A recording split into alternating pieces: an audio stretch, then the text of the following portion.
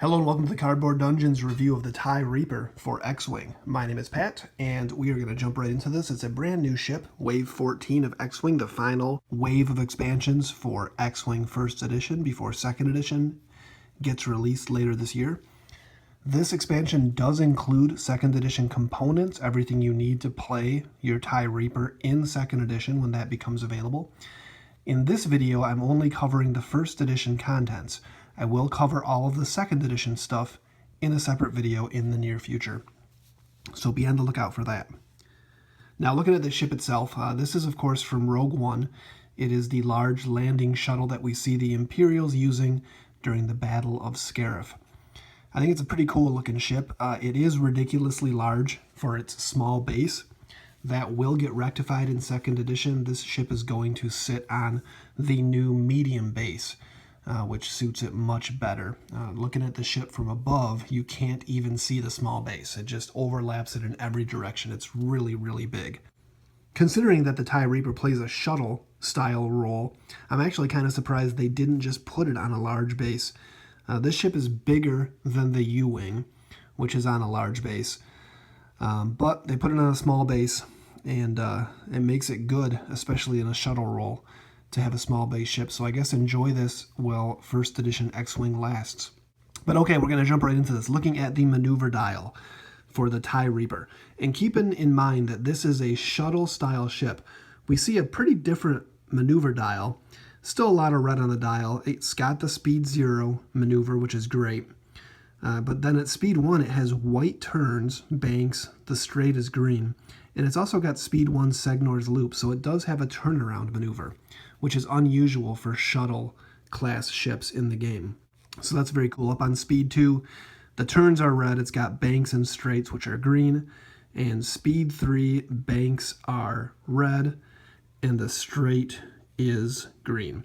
And that's as fast as it can go. So not a very quick ship, but much more maneuverable than the other shuttles that the Empire has to work with at this point in the game. Now, looking at the stat line on the TIE Reaper, we see it's got an attack value of 3, it's got 1 agility, 6 hull, and 2 shields. On the action bar, focus, evade, and jam. So we've seen jam before, courtesy of a weapon in X-Wing First Edition. We have not seen the jam action in standard X-Wing, though. It is on huge ships in epic format games, but for standard play, the jam action got changed a little bit. So what this does is it lets you choose an enemy ship at range 1 or range 1 to 2 if it's in your primary firing arc, and you give it a jam token.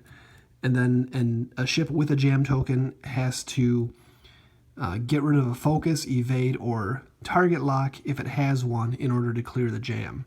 So if you put jam token on a ship with no tokens, it's basically going to have to use an action, a focus, evade, or target lock action, and then immediately get rid of that token in order to get rid of the jam token.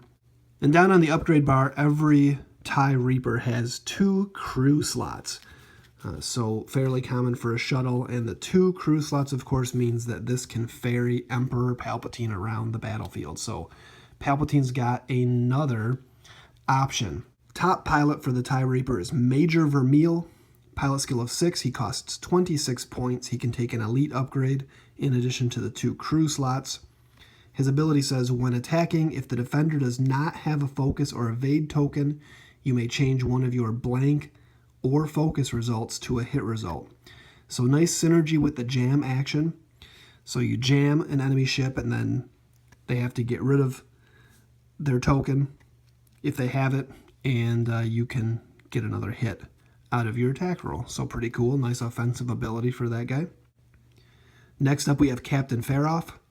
Pilot skill of 4, 24 points, can also take an elite upgrade. When defending, if the attacker is jammed, add 1 evade result to your roll. So again, great synergy with the jam action, and adding evade results to your defense roll, especially on an agility 1 ship. Very nice. Going to increase the survivability if you can keep enemy ships around you jammed. Next up, we've got Vizier. Pilot skill of 23 points.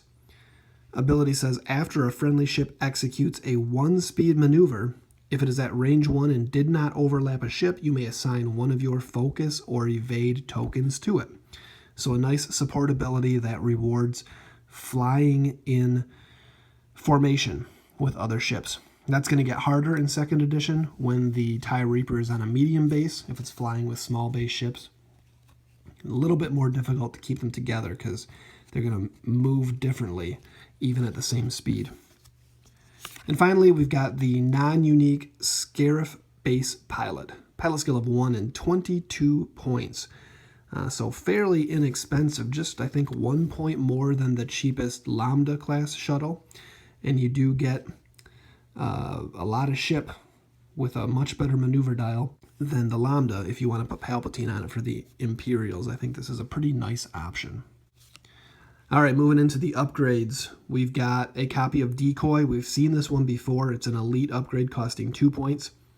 At the start of the combat phase, you may choose one friendly ship at range 1 to 2 and exchange your pilot skill with that ship's pilot skill until the end of the phase. Not really a super great upgrade. There's much better elite upgrades in the game. Could be kind of interesting, I guess, if you can find a way to take advantage of that. Next, we've got a brand new crew. It is Death Troopers. It's a unique crew, Imperial only, costs 2 points and uses both crew slots. After another friendly ship at range 1 becomes the defender, if you are inside the attacker's firing arc at range 1 to 3, the attacker receives a stress token. So, a pretty good way to give out stress. Stress is a powerful factor in this game. Things that give stress are always good. All right, next up we've got the big card from this expansion, the one everybody's talking about. This is Director Krennic, unique Imperial only crew costing 5 points. And his ability says, during setup before the place forces step, assign the optimized prototype condition to a friendly Galactic Empire ship with 3 or fewer shields. So a lot of requirements on that. Has to be a Galactic Empire ship, so First Order is not eligible. It's got to have shield value of 3 or less. That's a little easier to hit. That's a lot of ships for the Imperials, a whole bunch of ships. An optimized prototype. Let's take a look at this card, because this is really pretty ridiculous. Now keep in mind that this is 5 points for Director Krennic, and the first thing this card says is increase your shield value by 1. So shield upgrade in this game is like a 4-point upgrade. So this is almost already paying for itself just with the additional shield on the ship that you put this on. But it gets better. Then it goes on, once per round when performing a primary weapon attack, you may spend 1 die result to remove 1 shield from the defender. So a die result can be anything, even a blank, which is very cool. So when the ship with optimized prototype is attacking, you can just spend 1 of your results and take a shield off of the defender. Nothing they can do about that. And it even goes on past that. After you perform a primary weapon attack, a friendly ship at range 1 to 2, equipped with the Director Krennic upgrade card, may acquire a target lock on the defender. So it kind of gives fire control system to whatever ship Krennic is on when the optimized prototype ship makes an attack. Krennic's ship gets a target lock. So a free target lock, an extra shield, and the option to spend a dice result that might not otherwise be usable and strip a shield off of the defender. Super, super powerful. And like I said, 2.0 is coming out in the very near future, and this card is nowhere near as good in 2nd edition X-Wing as it is right now. So enjoy it while it lasts. Next up, we get a copy of ISB Slicer. This is a 2-point crew, Imperial only. After you perform a jam action against an enemy ship, you may choose a ship at range 1 of that ship that is not jammed and assign it 1 jam token. So extra jam when you're jamming a ship that's flying in formation with its buddies. All right, 2 copies of Systems Officer. This is a crew upgrade that we have seen before. Costing 2 points, it is Imperial only limited, which means you cannot have more than 1 of these on the same ship. After you execute a green maneuver, choose another friendly ship at range 1. That ship may acquire a target lock. So again, rewarding flying in close formation and giving free actions to your buddies. Always very powerful. Next up, we've got 2 copies of a new Imperial-only crew. Tactical Officer, costs 2 points, and gives whatever ship he is on the coordinate action. So that's exceptionally good. Just handing out coordinate to whatever ship you've got with a crew slot. Coordinate, of course, very powerful. I think this is kind of in response to how ubiquitous we've seen the Sheathipede shuttle on the Rebel side of things in the last several big tournaments in X-Wing. That ship, of course, has coordinate, and it has proven to be very, very good. So now we are going to just give Imperials coordinate on any ship that they want that can carry a crew. So, very good upgrade. Multi-spectral Camouflage is a unique upgrade costing 1 point. It's a modification, small ship only.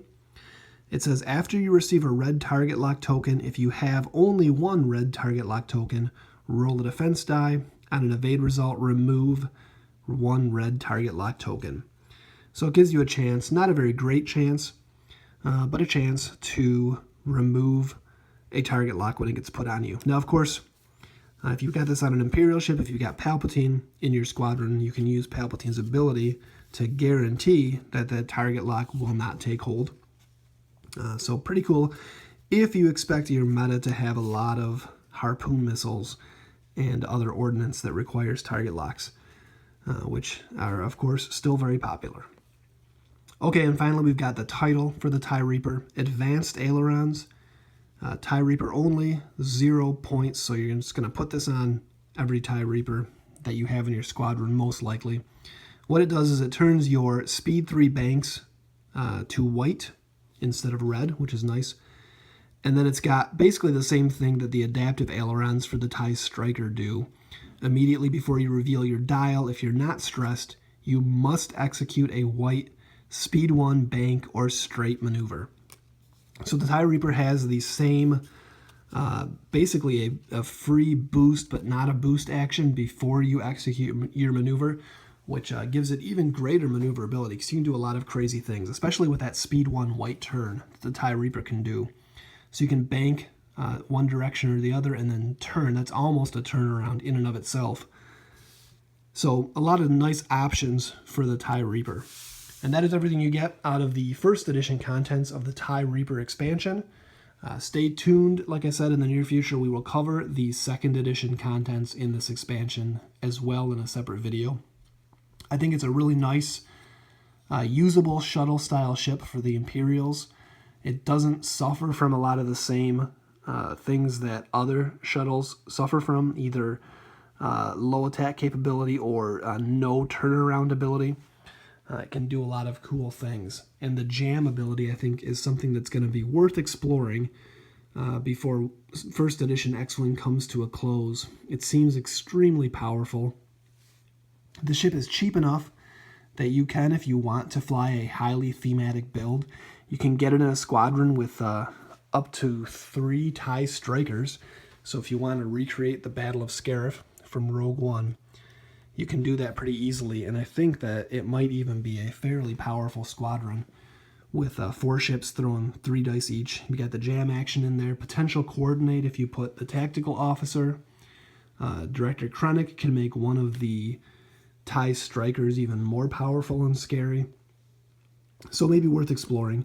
Obviously the best card out of this expansion, like I said, Director Krennic with optimized prototype is going to be huge for the Imperials. Up until the end of first edition X-Wing, and then probably nobody will ever play him again. But in the meantime, the Imperials got a nice card and some cool options to try to bring them up to speed against all of the Ghost Fen builds that the Rebels have been dominating a lot of tournaments with. So thanks for watching the video as always, and we will see you next time.